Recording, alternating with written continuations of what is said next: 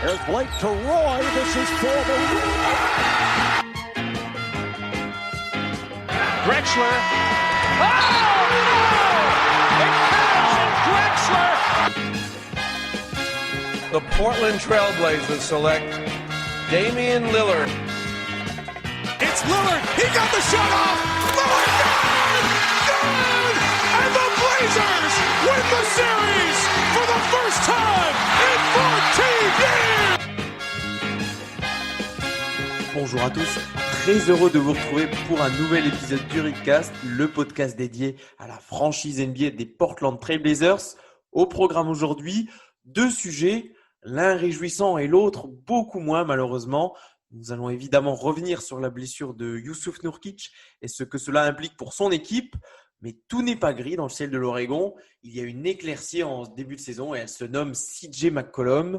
Après une grosse dizaine de matchs, il sera temps d'en parler. Ce sera pour la deuxième partie de notre émission du jour.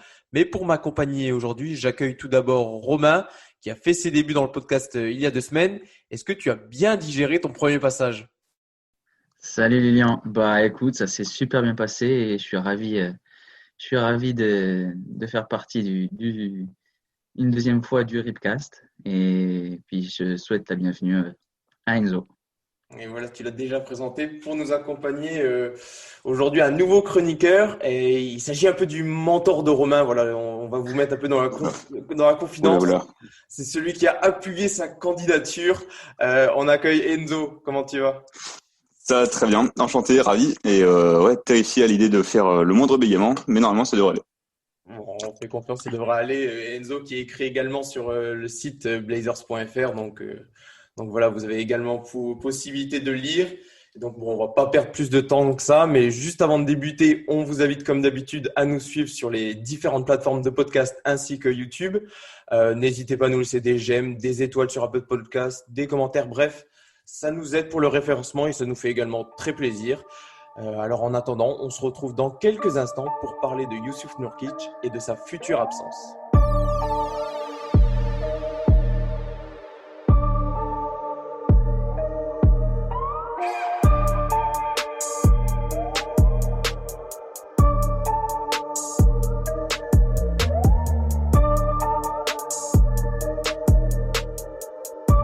Les saisons passent et se ressemblent malheureusement pour Jusuf Nurkic.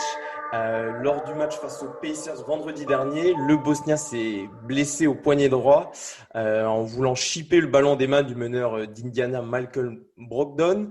Le Bosnien souffre donc d'une fracture du poignet droit et sera donc absent à minima pendant 8 semaines. Mais alors on parlera du terrain un peu après. Et de la manière notamment dont les Blazers et Terry Stotts vont remplacer les minutes de son pivot titulaire. Mais je voudrais d'abord savoir, messieurs, comment vous avez perçu le début de saison justement de Jusuf Nurkic et également avoir votre ressenti sur cette nouvelle dont on se serait bien passé. On va commencer avec toi, Enzo. Écoute, le début pour Nurkic, on va pas se mentir, il était un petit peu décevant. On s'attendait tous à ce qu'il reproduise ce qu'il faisait dans la bulle. Donc, être intensif, être proactif partout des deux côtés du terrain, rejouer poste haut, faire ses passes qu'on a tant aimé, le jeu avec Dame, la connexion qui était super intéressante. Et finalement, on l'a trouvé un peu en deçà. Il était un peu décevant, que ce soit dans les chiffres, même dans l'application. Il a beaucoup dit qu'il avait des soucis hors basket qui l'occupaient notamment avec sa famille en Bosnie. Mais ouais, dans l'ensemble un peu décevant. Après bon, je lui faisais confiance, je me disais qu'il allait reprendre le rythme de la saison. Il n'a pas fait le training camp avec le début du training camp avec Portland. Du coup, je me disais que ça irait dans la saison, il commencerait à rouler et il serait là pour le fameux push de deuxième partie de saison avec Dame. Et surtout qu'il y avait un tout petit peu de mieux. Romain, sur les derniers matchs, on le sentait un peu plus impliqué et il commençait à enfin trouver un peu de rythme, le Bosnien. Ouais, on sentait que Dame et CJ essayaient aussi de plus l'impliquer. C'est vrai que toutes ses stats ont baissé, même son usage a baissé. Donc je pense que l'équipe essayait aussi de lui faire confiance pour essayer de retrouver le Nurkic qu'on connaît. et qui est essentiel pour notre jeu, quoi. Mais c'est vrai qu'il était, il était un peu à côté, même son body language très, très terne, quoi. Et on voyait, sans parler du jeu, on voyait la différence avec Kanter qui apporte beaucoup d'énergie. Et c'est vrai qu'il faisait assez éteint, en fait, à côté, Nurk. Ouais, surtout que d'habitude, Nurkic apporte toujours il a une certaine joie de vivre sur le terrain qui transmet aussi à ses coéquipiers. Et tu l'as dit, Enzo, c'est certainement lié. Voilà, un petit problème de micro, on rétablit tout ça. C'est certainement lié tu l'as dit, à ses problèmes personnels dans sa famille en Bosnie. Mais c'est également lié peut-être au fait que le Moda Center que la NBA se joue à huis clos. On sait qu'il aimait bien prendre l'énergie du public pour lui-même se dépasser. Mais moi, je trouve que quand même, on est assez dur avec lui pour un joueur qui revient d'une fracture du tibia péroné. Il y a des joueurs comme Gordon Hayward, comme Paul George qui ont mis une saison vraiment à se rétablir. Et on voit que Gordon Hayward, ça fait seulement cette année qu'il revient vraiment à un niveau correct. Est-ce que vous ne pensez pas que le passage dans la bulle, où il a été plutôt bon, voire même très bon, a donné, comment dire, ça a été une parenthèse enchantée qui a peut-être donné trop d'attentes aux fans de Portland et qui fait qu'on le juge assez sévèrement sur ce début de saison. Qu'est-ce que tu en penses de ça, Enzo? C'est possible. Après, justement, en fait, c'était assez réjouissant de le voir revenir directement, être très impliqué dès le début, être aussi productif qu'avant. Mais est-ce que c'est le début de saison? Est-ce que c'est le fait il se soit coupé complètement du basket pendant un moment? En vérité, comme j'ai dit juste avant, je me faisais aucun souci là-dessus. Il reviendrait, mais c'est vrai que je n'avais pas pensé au premier abord à l'aspect huis clos. Il aimait bien haranguer les foules, etc. Ça lui donnait beaucoup d'énergie. Et je suis sûr que ça doit lui manquer. C'est l'un des premiers d'ailleurs sur Twitter qui demandait à ce qu'on remette du public dans les salles. Donc non, ça doit jouer évidemment. Je dis ça parce qu'en fait, il était normalement, quand la saison s'est interrompue en mars, il aurait dû revenir à peu près à ce moment-là. Et ensuite, il s'est vraiment préparé physiquement pour la bulle parce qu'il y avait un gros objectif, permettre à Portland d'aller en play-off ou le play-in, ce qui s'est passé. Donc, il y avait une vraie dynamique. Il était vraiment prêt à cela. Là, la saison, on ne savait pas trop quand est-ce qu'elle allait commencer, jusqu'à peut-être un mois et demi avant véritablement le début de saison. Voilà, il y a ces problèmes personnels avec notamment le Covid qui sont venus peut-être se greffer à ça. Mais toi, quel est ton avis, Romain, sur justement ça, le fait qu'on juge peut-être Nurkic sévèrement sur la dizaine de matchs qu'il a pu jouer? Ouais, c'est possible. Je suis un peu partagé. D'un côté, c'est vrai que on peut penser que ce qu'il a fait dans la bulle, il était légèrement en surchauffe. Pour une reprise, c'était exceptionnel. Il était au-dessus de toutes ses moyennes de la saison d'avant. Mais en même temps, il s'est peut-être aussi mis un peu de pression. Il a annoncé qu'il voulait être All-Star. Donc, comme s'il avait une vraie confiance en lui-même, quoi. Donc, ça pouvait être. Il n'y avait rien qui annonçait un début de saison aussi compliqué non plus, quoi. C'est vrai que là, il est vraiment en dessous partout, quoi. Même au rebond, même à la passe, quoi. Donc, non. Je pense que lui aussi doit se juger très sévèrement en ce moment, je pense. Parce qu'en plus, il sait qu'il a un rôle crucial dans cette équipe. Portland ne peut qu'être à son meilleur niveau avec un Jusuf Nurkic qui le sera également. Donc voilà. Mais pour l'instant, les Blazers vont devoir se passer de lui pendant au moins 2 mois, si ce n'est un peu plus, le temps qu'il revienne à sa condition physique optimale. Mais justement, du coup, maintenant, on va essayer de voir plutôt comment Terry Stotts va faire pour pallier cette absence. Il va évidemment compter d'abord sur les 2 intérieurs qui sont présents dans le roster, en la personne d'Enes Kanter et Darry Giles. Et on a plutôt de la chance parce que le podcast tombe plutôt bien. On enregistre dimanche soir, On a déjà pu assister au visage des Blazers sans leur pivot titulaire. C'était ce week-end face aux Hawks. pour une victoire assez serrée, 112 à 106. Alors, on va d'abord parler du pivot titulaire en l'absence de Nurkic, donc Enes Kanter. Et sans surprise, voilà, le pivot turc a fait ce qu'on pouvait attendre de lui face à Atlanta. Et justement, qu'est-ce que vous en avez pensé de sa prestation pour ce premier match dans la peau d'un titulaire, Enzo? On le connaissait déjà d'il y a 2 ans. Il avait fait le fameux push jusqu'en finale de conférence avec nous. Donc il connaît, comme il l'a dit hier, il connaît déjà les systèmes, il connaît le jeu de Stotts et l'implication que veulent lui donner CG et Damien. Donc non, il a complètement réussi à se mouler dans l'équipe.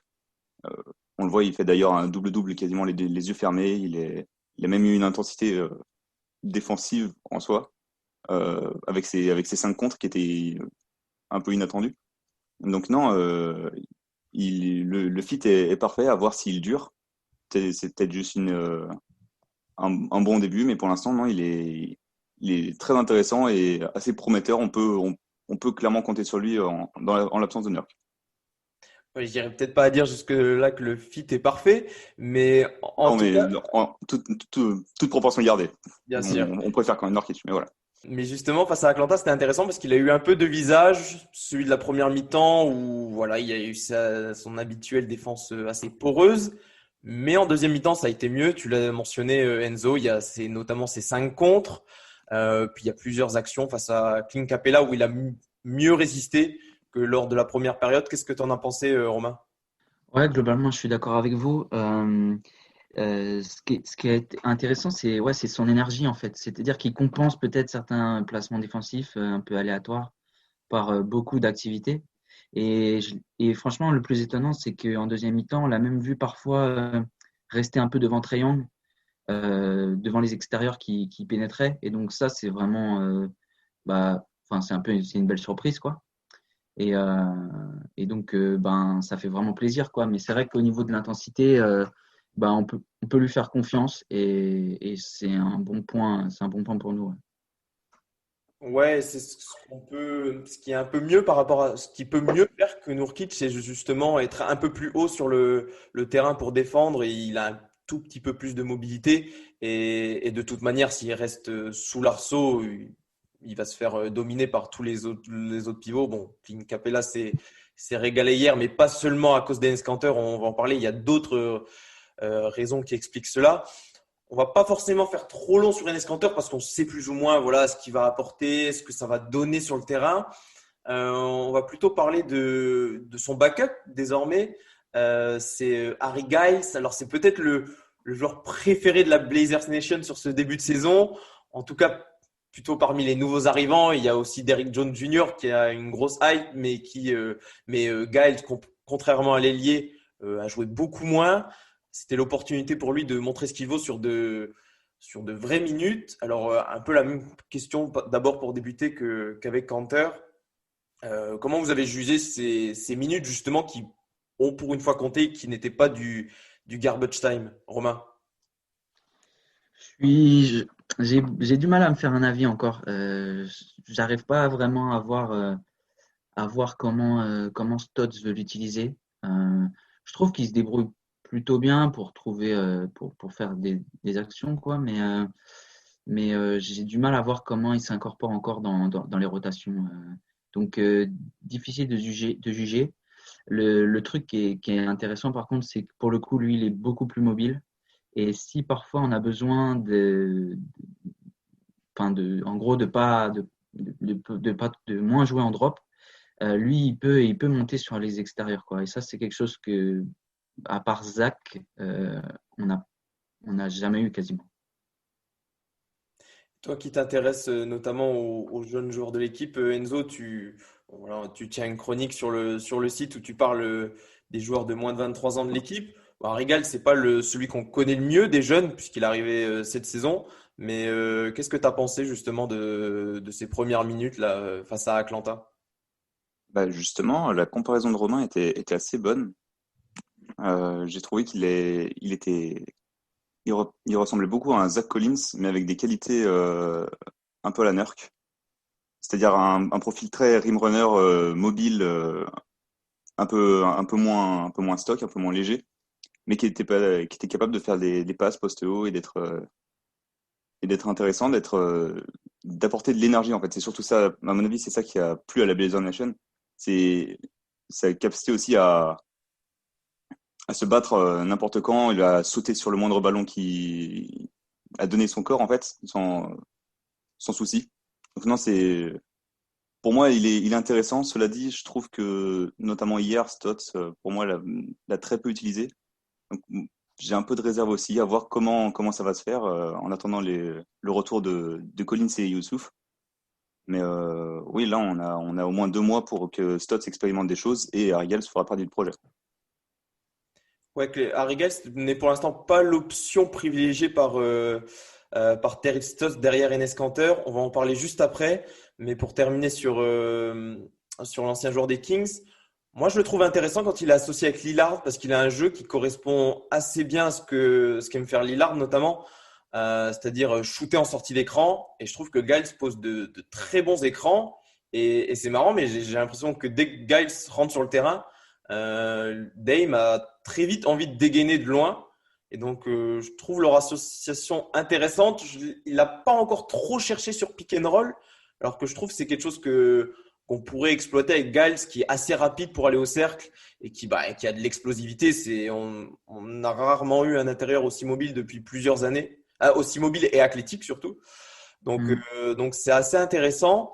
Après, voilà, il va falloir, pour lui aussi, il va avoir plus de minutes, il faut qu'il s'adapte, il faut qu'il rentre dans les systèmes. C'est encore difficile de juger pour le moment parce qu'on n'a pas vraiment eu un échantillon conséquent, mais je trouve qu'au moins sur les quelques minutes qu'il a eues, il a montré qu'il pouvait au moins assurer sur la dizaine de minutes qu'on peut lui donner. Il n'y a pas réellement de points négatifs ou de choses qu'on pourrait pointer du doigt en disant que non, il ne devrait pas jouer. Je pense qu'il aura encore quelques minutes, même si Stotts va poser quelques réserves et limiter son temps de jeu.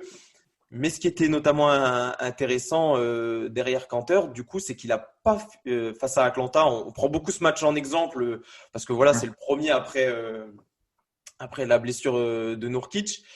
Mais au moment de faire sortir Kanter, Stotts n'a pas fait rentrer Giles. Il a fait, donc c'est Carmelo Anthony qui est rentré et il a plutôt privilégié Robert Covington en 5. Donc c'est une composition small ball qu'on a déjà vu sur d'autres matchs, assez peu. Mais justement, qu'est-ce que vous en pensez de ça, de ce choix de privilégier de jouer le small ball, d'autant que c'est pas forcément quelque chose qu'on a souvent vu à Portland. Stotts privilégiait souvent de quand même mettre un pivot au moins un intérieur. Et je trouve ça très intéressant qu'il continue dans cet objectif du small ball. Qu'est-ce que tu en as pensé, Romain? Je suis pas hyper fan. Disons que, c'est surtout à cause, c'est dur de lui mettre tout sur le dos, mais un peu à cause de Melo, quoi. J'ai l'impression que en attaque, c'est quelque chose qui peut très bien marcher pour le coup, mais en défense, ça me fait vraiment peur. Et sur le match d'hier, en plus, on tombe vraiment pas le bon match pour faire ça parce que Rocco était un peu à l'envers. Donc peut-être que, l'idée est pas mauvaise en soi et de toute façon, je pense qu'il faut la tester. C'est le moment ou jamais. On a une série de matchs à domicile contre des équipes plutôt accessibles, donc faut le faire. Il n'y a pas de souci. Par contre, j'avoue que j'ai quand même j'ai des réserves quand même. C'était intéressant dans le sens où je trouvais que pour une fois, Stotts prenait une initiative que je ne le voyais pas forcément prendre tout de suite. Surtout quand on a souvent l'habitude de dire que Stotts est un peu frileux, qui fait toujours des Ouais. rotations assez linéaires. Donc, je parlais plutôt dans ce sens-là. Mais oui, c'est vrai que hier, ça n'a pas forcément été trop concluant. Ça a coïncidé avec le bon passage des Hawks en première mi-temps où ils nous mettent une belle série. Il y a eu beaucoup d'oublis. On sentait que les joueurs étaient un tout petit peu perdus sur cette configuration small ball.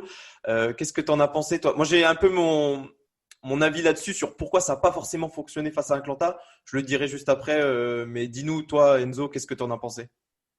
En soi, cette line-up, elle nous fait beaucoup penser à celle des Rockets de l'année dernière, qui jouait aussi très small ball, avec Covington à l'intérieur. Et Et en fait, on rencontre exactement le même problème. C'est-à-dire qu'on a une attaque qui peut très bien dérouler tant que les joueurs ont de l'adresse, mais l'attaque peut dérouler très très bien. On peut trouver les espaces et arriver à se débrouiller pour marquer. Par contre, côté défensif, ouais, on est une vraie passoire. Capella, s'est régalé là-dessus. Donc, ce que j'ai remarqué, c'est que justement, Stotts a tenté de s'adapter. C'est quand Capella est sorti pendant un moment qu'il a tenté son small ball. Mais on a eu un passage où Capella était encore là. Du coup, c'est le souci, c'est au moment où il capte tous les rebonds, où il nous enfonce et qu'il a 18 points dans sa première mi-temps. Ouais, totalement. Et le souci que j'ai vu là-dedans, moi, ce qui m'a un peu déplu, c'est le fait de. Enfin, pas qui m'a déplu, mais plutôt pourquoi ça n'a peut-être pas marché, c'est qu'on a placé Jones Jr. sur Trae Young. Comme il le fait depuis plusieurs matchs, il prend souvent le porteur de balle adverse. Alors, au-delà de sa match-up, qui s'est pas forcément super bien passé, je trouve, le problème de placer DJ sur le porteur de balle extérieur, c'est que forcément, tu crées des mismatchs à l'intérieur où tu n'as que Rocco qui doit contenir l'intérieur adverse et il n'a pas l'aide justement que peut apporter Derrick Jones Jr. en weak side. Et c'est pour ça qu'il y avait vraiment des trous béants. Trae Young, il s'est régalé à trouver Capella à l'intérieur, surtout parce qu'aussi Melo est un tout petit peu en retard sur les rotations. Je me dis que peut-être avec l'aide de Jones Jr. à l'intérieur, ça peut fonctionner. Après, voilà, ça dépendra beaucoup des match-ups en face. Quand tu as un meneur comme Trae Young qui peut trouver ses intérieurs aussi facilement qu'il l'a fait dans la nuit de samedi à dimanche, pardon, c'est sûr que c'est compliqué. Mais pour moi, c'est une line-up qu'il ne faut pas forcément aligner en début de match, mais plutôt en closing five. On l'a vu, ça a plutôt bien marché sur la fin de la rencontre quand on avait Melo, Gary Trent, Robert Covington. Il y a plutôt eu un bon passage et je pense que c'est plutôt sur ces fins de match qu'il faudra utiliser ce petit 5 justement pour optimiser l'attaque et puis limiter la casse en défense. Qu'est-ce que vous en pensez? Ouais, j'ai.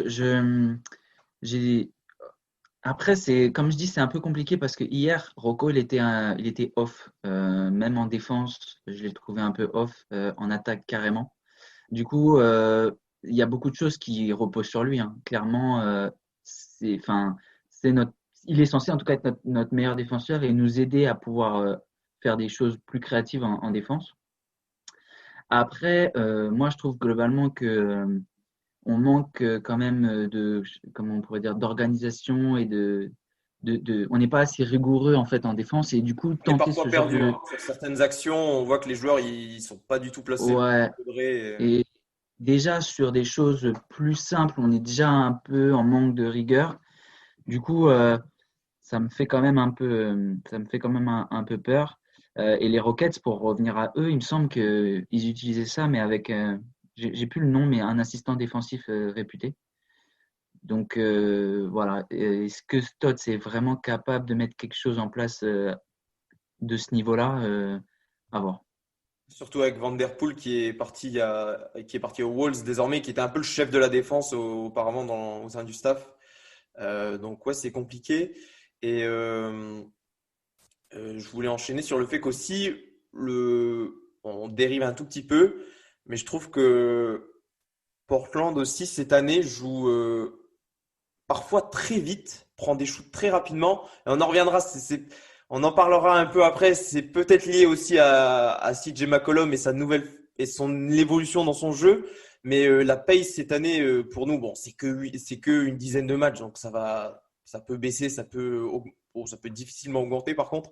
On est autour de 101, c'est la plus haute des 5 dernières années, donc forcément l'évolution de la NBA fait qu'on va de plus en plus vite.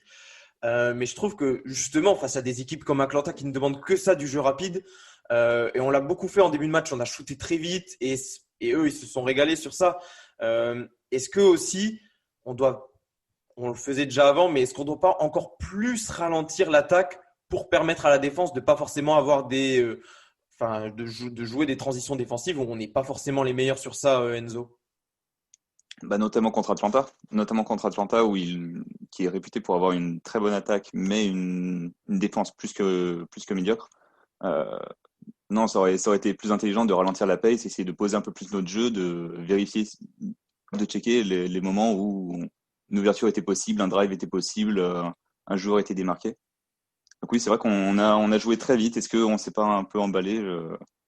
Difficile à dire. Après, c'est vrai qu'on a pendant l'off-saison, on a augmenté on est censé avoir amélioré notre potentiel défensif, mais l'attaque a été assez améliorée aussi, dans le sens où on a récupéré beaucoup de shooters qui eux aussi ont envie de croquer, de taper de la balle.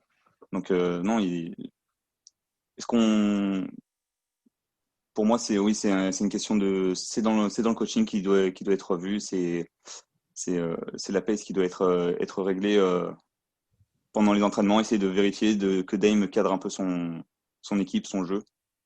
Et en vérité, ça devrait rouler à ce moment-là. Et pour un peu conclure sur ce chapitre, Jusuf Nurkic et son remplacement potentiel, Portland a également la possibilité de prendre un autre joueur, puisque pour l'instant il y a 14 spots dans le roster.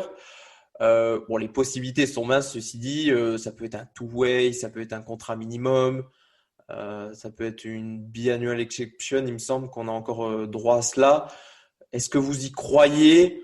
Je vais vous le dire tout de suite, moi je pense qu'on ne le fera pas, parce que rien que prendre un salaire minimum nous mettrait dans la luxury tax, et on va pas se mettre dans la luxury tax pour un contrat minimum juste pour la durée de l'indisponibilité de Nurkic. Ça m'étonnerait fort. Est-ce que vous êtes un peu du même avis, ou peut-être il y a quelques joueurs disponibles en free agent, je vais en citer quelques-uns là, Tyson Chandler, Kylo Quinn, John Henson, voilà. Est-ce que vous voudriez peut-être que Portland s'intéresse à l'un de ces joueurs? Romain? Non, parce que, comme on a dit, Giles est rentré dans la rotation, mais il est rentré timidement, quoi. Je pense qu'il y a encore plus de minutes à lui donner. Et j'aimerais, avant qu'on prenne quelqu'un, ça serait bien d'exploiter la piste à fond, quoi. Quitte à se tromper, mais au moins à être sûr de nous, quoi, concernant Harry. Et puis, comme tu as dit, cet été, Olshi il a sorti la calculette, on s'est arrêté à la limite de la luxury. Ça m'étonnerait qu'on craque directement. Moi, si jamais ça se fait, je le vois le plus, avant les playoffs, prendre un meneur vétéran avant les playoffs, mais sinon, je pense qu'il n'y aura rien. Du même avis, Enzo? Du même avis, notamment avec hier, j'ai vu que sur Twitter, les Cavaliers étaient en train d'explorer les pistes de trade pour Javal McGee ou même un autre de l'intérieur. Et j'ai vu beaucoup de personnes essayer de voir si les Blazers pouvaient se positionner. Mais oui, voilà, je suis du même avis que Romain. En vérité, Olshey a calculé comme il fallait avec le compas dans l'œil. Donc il a réussi à aligner pile ce qu'il fallait dans notre cap. On peut pas se permettre d'avoir un nouveau joueur, on peut pas se permettre de trade et de tout chambouler après une blessure qui finalement nous a garanti que Nurkic, sauf complication, devrait revenir d'ici la deuxième partie de saison. Pour moi, tant qu'il n'est pas out pour la saison, il faut pas se presser, il faut qu'on joue notre jeu comme on l'a déjà fait. Et d'autant qu'on l'a presque oublié, mais il y a également Zach Collins dans ce roster, qui est blessé pour le moment, aussi pour une longue durée. Pour l'instant, on ne connaît pas sa date de retour, mais qui pourrait probablement revenir pour la fin de saison. Et donc voilà, Portland ne devrait pas, en tout cas, prendre un autre intérieur, même trader, je ne les vois pas le faire, ce ne serait pas forcément très logique. Donc voilà, c'est sur cela qu'on va se laisser pour cette première partie sur Jusuf Nurkic. On marque une petite pause et on va tout de suite parler de la sensation de ce début de saison, c'est CJ McCollum. Dame catches it in the backcourt. 13 seconds left to go for the Blazers. They trail by 1. Dame into the paint. Finds CJ. CJ for 3. Oh, painted CJ McCollum. Blazers take the 2-point lead. CJ. L'esthète du dribble, le magicien de la balle orange, le sommelier de l'Oregon ou encore le prédateur des Blazers. Tous les surnoms et superlatifs ne suffisent même pas pour décrire le début de saison de Christian James McCollum. Et oui, je dis même son nom en entier, tellement le joueur est en feu sur ce début de saison. Voici les stats. Vous allez en attester par vous-même. 26,7 points, 3,9 rebonds, 5 passes, 1,3 interceptions et une perte de balle seulement, à 47% en tir. Et en plus de cela, il est le joueur qui, pour le moment, a inscrit le plus de paniers à 3 points cette saison, devant Paul George et Stephen Curry, qui ont un match de moins au moment où je regarde ces stats. C'était dimanche soir. Un throw shooting de 62%. Bref, le début de saison de TJ, c'est n'importe quoi. J'ai même pas de questions pour commencer, mais quel départ pour McCollum cette saison, Enzo? Incroyable, incroyable. Personne ne l'avait vu venir. Tout le monde s'attendait à justement Nurkic le retour ou Damian Lillard qui va porter l'équipe à nouveau. On s'attendait juste à un CJ dans ses cordes. Standards. Dans ses standards, exactement. Et finalement, là, non, il en finit plus de nous étonner avec une adresse indécente. Il a tout aussi clutch qu'il peut être, il nous a sorti du pétrin plus d'une fois. Donc non, il a, si je dis pas de bêtises, il a même pris le rôle de leader au scoring devant Lillard. Ou alors ça a été changé hier. Mais on est dans ces eaux-là, oui, un énorme coup de chaud et pourvu que ça dure. Bon, je pense que tu es du même avis, Romain. Donc, je vais poser une question un peu plus provocatrice là. Est-ce que pour vous, c'est seulement un coup de chaud de CJ qui dure un peu plus longtemps que à quoi il nous a habitués? C'est-à-dire auparavant, ça pouvait être 5, 6 matchs où il pouvait tourner à ce genre de statistiques? Ou est-ce qu'on a juste devant nous le nouveau McCollum il faut s'habituer peut-être pas dans des bases si élevées, mais il faudra s'habituer dans la durée à trouver ce McCollum-là? Romain. Pour moi, je pense qu'il faut s'y habituer parce que, alors, il a des pourcentages vraiment très hauts. Donc ça va peut-être redescendre un peu. Par contre, le fait, il a juste en fait changé un peu sa sélection de shoot et il prend plus de 3 points, il provoque un peu plus de lancers. Et en fait, c'est ça en fait qui fait le plus gros changement, quoi. Alors, il est ultra efficace. J'ai noté des chiffres. Il est à 42% en pull-up à 3 points, ce qui est énorme. On dirait Dame, quoi. Mais le fait qu'il prenne plus de 3 points, ça, je pense que ça va pas changer. Il a dit qu'il s'est entraîné dessus. Et donc, il va continuer. Et donc, ça va peut-être légèrement redescendre à cause des pourcentages qui, là, sont indécents. Mais ça va continuer dans une voie similaire. Oui, pour attester de ce que tu dis, McCollum est passé de la saison dernière à 7,3 tirs à 3 points tentés par match à 11 cette année. Donc c'est vraiment, ça constitue la moitié, plus de la moitié de ses tirs. Donc c'est vraiment un changement net. Et qu'est-ce qui vous impressionne le plus là-dedans? Tu as aussi parlé son implication dans l'attaque a augmenté au-delà du juste son scoring. Qu'est-ce qui t'impressionne le plus, Enzo? C'est vraiment sa réussite extérieure, le fait qu'il ait réussi à étendre son range, c'est ce qu'il voulait déjà la saison dernière, que ça s'était pas forcément retranscrit sur le terrain, ou sa gestion de l'attaque qui est également très surprenante cette saison. Non, en vérité, les deux, mais le plus indécent pour moi, ça reste quand même son adresse à 3 points. Il est stéréotypé depuis des années comme un des joueurs mid-range avec un flotteur plus que célèbre. Maintenant, tous les scootings l'avaient ciblé, mais avec un shoot extérieur très très en dents de scie, très aléatoire. Et là, le fait qu'il soit à plusieurs matchs au-dessus des 50%, à plus de, il a battu plusieurs records il est deuxième derrière Curry dans beaucoup de records maintenant, en termes de début de saison en pourcentage à 3 points. Donc non, il est indécent. Mais oui, c'est vrai que même sa création offensive avec l'équipe est super belle à voir, notamment avec Dame. Et ils ont eu un double-double avec les passes chacun la dernière fois. Donc non, en réalité, pourvu qu'on en profite, pourvu qu'il reste qu'il reste dans ces standards-là un maximum de temps et qu'on en profite. Qu'est-ce qu'il fait de mieux justement dans la gestion de l'attaque? Parce que c'est quand même quelque chose qu'il faisait déjà auparavant, peut-être plus par défaut, et on sent, peut-être tu vas me le dire Romain, je sais pas, on sent que c'est plus naturel dans son jeu désormais, que ça s'installe mieux dans le système de Terry Stotts. Ouais, je sais pas. Ce qui est sûr, c'est qu'il a plus de ballons à gérer. On voit des fois Dame, en fait, il dit dès la remise, il dit donner à CJ et il prend le ballon et c'est lui qui gère en fait. Et limite, Dame ne va pas toucher le ballon de la possession. Après, c'est vrai que en devenant un danger tel qu'il est en ce moment, il fait des comment dire, il crée des espaces énormes, quoi. Personne peut laisser un mec shooter à 44% à 3 points sur 11 tentatives, quoi.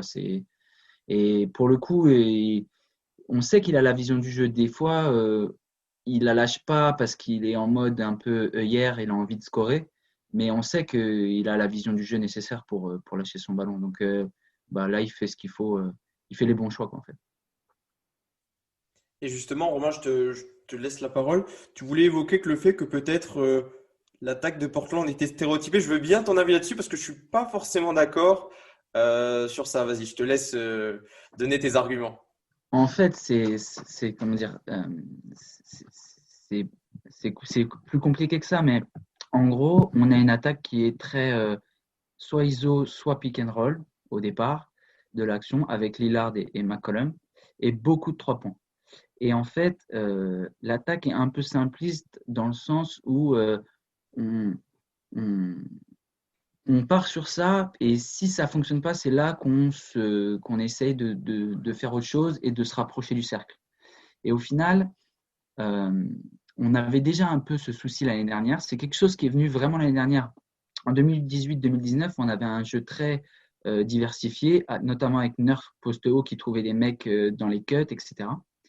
Et l'année dernière, on a peut-être pris, avec Dame et nos problèmes, on a peut-être pris ce penchant pour vraiment beaucoup de shoots très lointains. On ne se rapproche pas assez du panier, etc.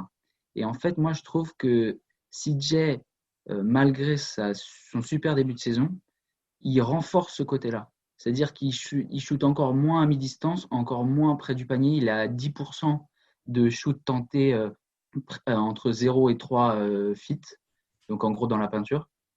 Et il prend plus de 55%, je crois, de shoot à 3 points. Donc, il renforce encore ce côté un peu stéréotypé, toujours plus loin et toujours plus de 3 points et d'ISO et de pick and roll, quoi. Et donc, moins de surprises pour les adversaires.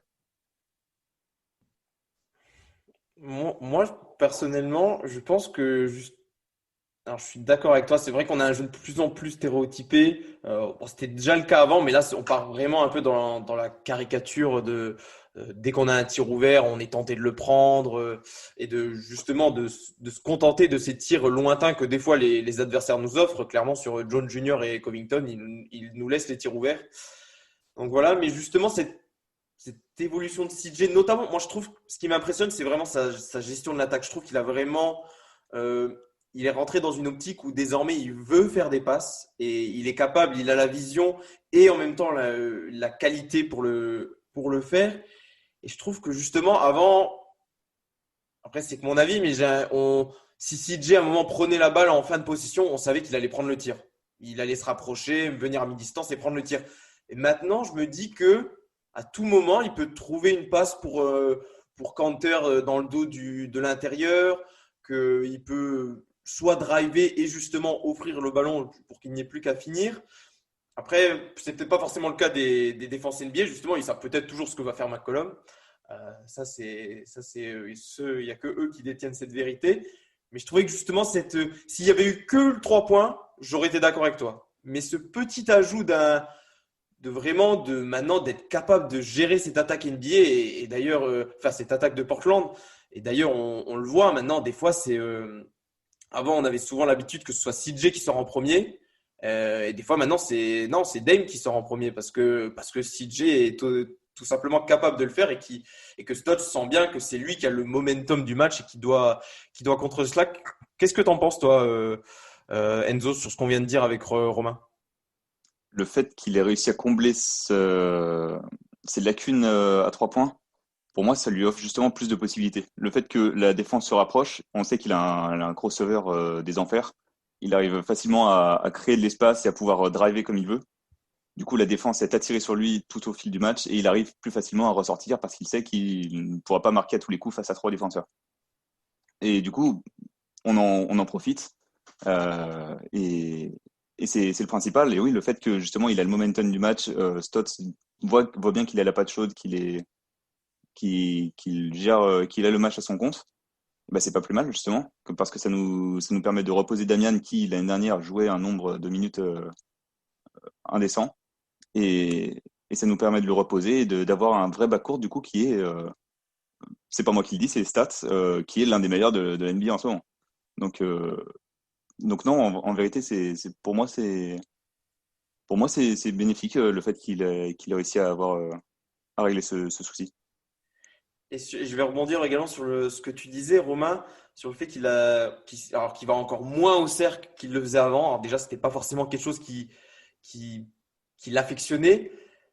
Mais personnellement, je trouvais que en début de saison dernière, il avait essayé justement de corriger ça. On le sentait un tout petit peu plus agressif pour aller au cercle et que ça payait pas forcément. Dans le sens que ce soit ça.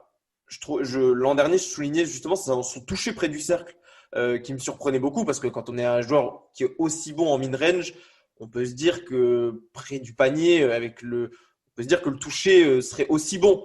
Et je trouvais que c'était pas forcément le cas.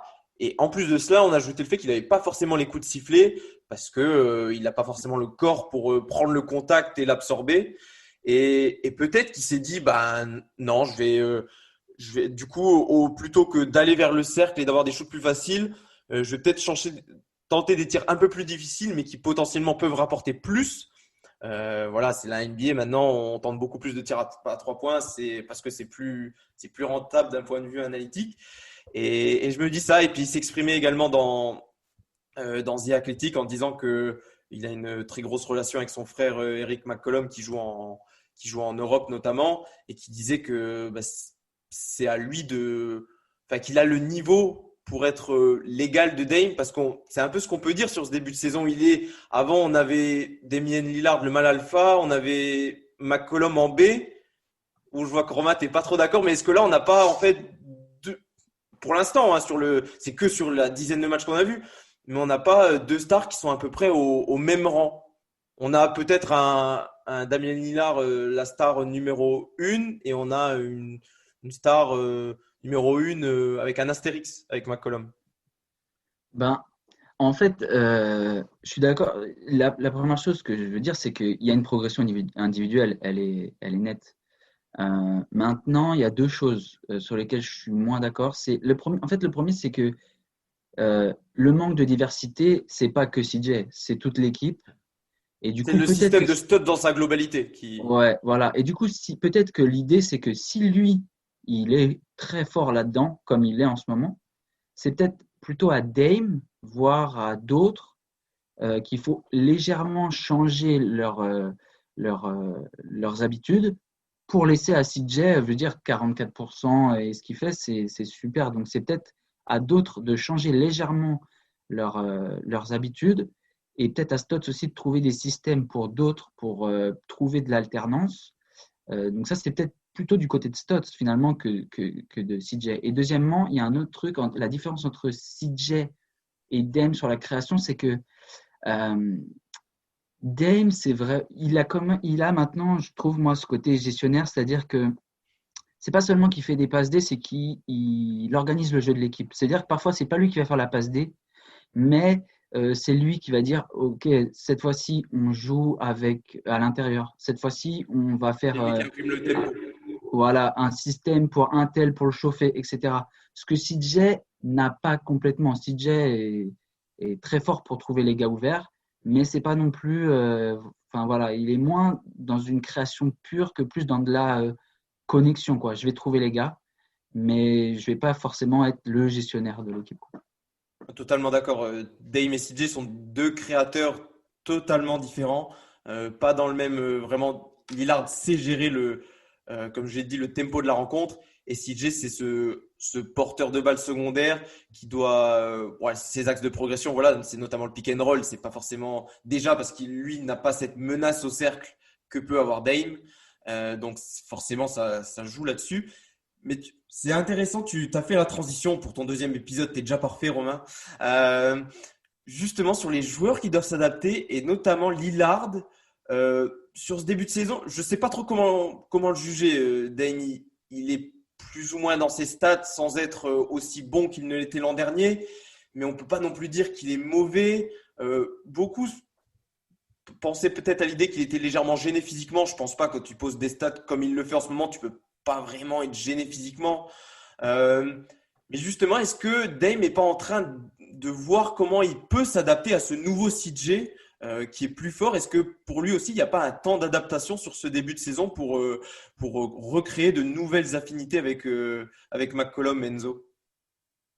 Bah, ça avait beau être très beau à voir et très satisfaisant pour les fans de TTFL, c'était très frustrant aussi de voir que l'année dernière, c'était Dame uniquement quasiment qui portait l'équipe et qui était obligé de faire des semaines entières à 50 points de moyenne.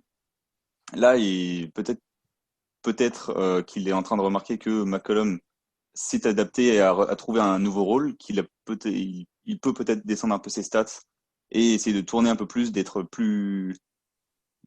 un peu plus bas, mais d'organiser un peu mieux l'équipe et que tout le monde touche un peu. Après, oui, je vois un peu cette impression que tu dois avoir. Je l'ai ressenti aussi, notamment quand on le voit, il a eu plusieurs fois des tirs complètement ouverts parce qu'il y a eu un décalage et il les ratait, que ce soit de près ou de loin. Et du coup, c'est un peu frustrant, mais il a déjà eu par le passé plusieurs semaines où il n'était pas trop dedans. Est-ce que c'est quelque chose qui va venir au fil du temps et qui va s'affiner au fil de la saison? Espérons-le. Parce que c'est quand même quelque chose de différent de laisser la balle à quelqu'un quand il a la main chaude de temps en temps et de partager vraiment partager vraiment une attaque avec un joueur qui est d'un niveau à peu près similaire. Parce qu'on a souvent vanté le duo de Portland pour être très complémentaire, justement, où quand il y en a un qui est très bon, l'autre se met un peu plus en retrait. Mais là, c'est le truc sur ce début de saison, c'est que McCollum est très bon à chaque match, ou presque. Et même quand il est un peu moins bon, par rapport à d'autres rencontres qu'on pouvait voir par le passé, il arrive toujours à contribuer sans être trop négatif à l'équipe. Comment tu penses que ça peut s'opérer, cette gestion, justement, comment Dame va pouvoir s'adapter à ce nouveau CJ, Romain? C'est difficile parce que lui aussi, quelque part, il a opéré un peu cette transition l'année dernière en prenant beaucoup de 3 points très loin en plus. Enfin, il a trouvé quelque part une nouvelle étape dans sa carrière, quoi. Donc, quelque part, ça l'obligerait quelque part à changer quasiment d'une année sur l'autre, quoi. Mais ouais, ça serait, moi, je sais pas, c'est peut-être plus jouer avec les intérieurs, aider les gars qui sont clairement en difficulté, c'est-à-dire Covington et Derrick Jones, sur leur trouver vraiment des systèmes pour eux, où c'est Dame qui va faire une action et ça va se finir par un alley-oop pour DJ ou vraiment un panier facile pour Rocco. Et tout à l'heure, on parlait de ralentir un peu l'attaque pour la défense, mais c'est peut-être aussi parfois nécessaire que Dame ralentisse l'attaque pour lui, quoi, pour mettre en place des systèmes pour lui et les autres, quoi, en fait. Et justement, on sent qu'il le fait un peu plus sur les derniers matchs. Il y a notamment le match face aux Kings où il termine à 13 passes décisives pour 0 perte de balle. On sent que là, il s'est un peu plus installé dans ce fauteuil de gestionnaire, de dire c'est toi qui prends tel shoot à tel moment, là c'est ton moment à toi. Alors qu'on sentait encore un peu sur le début de saison qu'il voulait aussi se mettre en rodage à un moment, qui forçait un peu les tirs, qui vraiment il se mettait un peu en mode dans le scoring mode, quoi, où il prend 4-5 tirs sur plusieurs possessions d'affilée. Donc, on sent peut-être voilà, qu'il comprend que lui aussi, il comprend que McCollum, c'est peut-être parti pour durer cet état d'euphorie. Et donc, bon, c'est plutôt positif. Mais alors, bon, pour terminer sur cette partie, il le faut bien. C'est un peu la. Non, avant d'aller sur ça, j'avais une question là qui me revient. C'est, on a beaucoup parlé là ces derniers, justement, quand il a commencé à chauffer sur ce début de saison. Ah, McCollum s'est réveillé parce qu'il y a eu les rumeurs de trade, notamment avec Harden. Bon, c'est voilà que McCollum, ça fait des années qu'il est dans les rumeurs de trade. Est-ce que vous pensez vraiment, c'est peut-être cette année la rumeur de trade la plus importante parce qu'avant c'était avec des joueurs sans leur manquer de respect, mais de seconde zone, des Aaron Gordon et d'autres quand j'ai pas forcément la mémoire. Là, c'était James Harden, un joueur qui a le calibre MVP, donc totalement différent. Personnellement, j'y crois pas du tout, mais est-ce que l'un de vous a ce petit pense que ça a pu jouer un tout petit peu dans le fait qu'il se remonte les manches et qu'il ait le niveau qu'il a en ce moment? Enzo, peut-être? Personnellement, j'ai l'impression justement il était parti pour commencer comme ça la saison. Mais Parce que c'est dès le début au final, dès le match Voilà, face c'est aux ça, Rockets, c'est dès ça. le deuxième match face aux Rockets, c'est Il était c'est la déjà course. chaud bouillant et il prouve qu'il a travaillé pendant le season. Mais si ça lui a donné un petit coup de fouet derrière, aussi petit que ce soit, je pense pas que ce soit juste le fait qu'il y ait une énième rumeur sur lui, mais ce soit surtout le fait que ce soit James Harden qui ait exprimé des envies ou un souhait de venir. Et du coup, il a peut-être dû penser que les dirigeants auraient hésité, se seraient dit est-ce que c'est faisable? Et il leur a prouvé que finalement, non, je sais le gérer, regardez, je me suis amélioré et je gère pas de problème dans le vestiaire, tout va bien. Même avis, Romain, on va peut-être pas épiloguer là-dessus, c'est un faux débat. Ouais, s'il avait commencé à travailler en off-season, c'est qu'il n'a pas attendu la rumeur, mais ça lui a peut-être mis le petit coup de fouet supplémentaire. Et surtout, hier encore, bon, il se blesse, c'est dommage, mais il était encore parti sur Sur les mêmes tous bases. les stats. Ouais, il était sur la même base, il était hyper propre encore à 3 points, enfin, ça rentrait nickel. Donc, Enfin, preuve de son état d'invulnérabilité, j'ai envie de dire, sur ce début de saison, voilà, face aux Hawks, il se tord la cheville quand Capella retombe involontairement sur celle-ci. Et je crois que c'est juste les possessions après, il met 2 tirs à 3 points, dont un sur un step back. Donc, sur un step back, et donc sur un step back, c'était sur sa cheville gauche. Donc, ouais. enfin, bref, il est vraiment voilà, invulnérable sur ce début de saison. On ne sait pas qu'est-ce qui peut l'arrêter. Ça nous amène à une dernière question. Bon, on sait que cette année, il n'y aura pas de All-Star Game. Celui qui devait se passer à Indianapolis a été décalé en 2024 en raison de la crise sanitaire du Covid et de la complexité d'intégrer cet événement dans le calendrier. Mais est-ce que CJ McCollum aurait mérité cette année d'être au All-Star Game? Alors, c'est déjà trop tôt pour le dire, mais sur ce qu'il nous montre, est-ce qu'il aurait pu prétendre cette année à enfin une première apparition au match des étoiles? Qui veut se lancer? Enzo. Allez, Ouais. j'y vais. Bah, Voilà, moi, c'est Enzo qui donne la parole à Romain. Il ne veut pas se mouiller. Bon passe, vas-y. moi, je dis oui. En fait, Sur ce qu'il montre bon, sur le début de saison, c'est oui. voilà, c'est ça. C'est que les statistiques individuelles, Dame tourne sur ces chiffres-là à peu près. Donc, comment ne pas le mettre dans les prétendants All-Star avec ces chiffres? C'est pas possible. Il y a Harden qui s'en va. Enfin, ça fait plusieurs trucs.